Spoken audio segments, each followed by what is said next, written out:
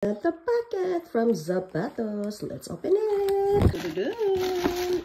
Open. Sicily. Size 37. It's a black. So what I wanted is like no shoelace, guys.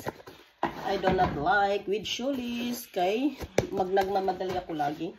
Isukat natin. Kasi nga I'm on the go lagi. Kailangan.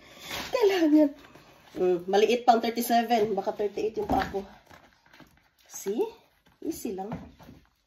Tada! Okay naman siya, guys. So, Zapatos ang brand. Pero, brandless. Diba? From everyday. Ayan, guys. Madami na rin ako nakuha sa sapatos. Kasi, ito, Zapatos to. Ang ganda nito. Durable. Mga 4 years na ito. As well as ito, guys. 4 years na to.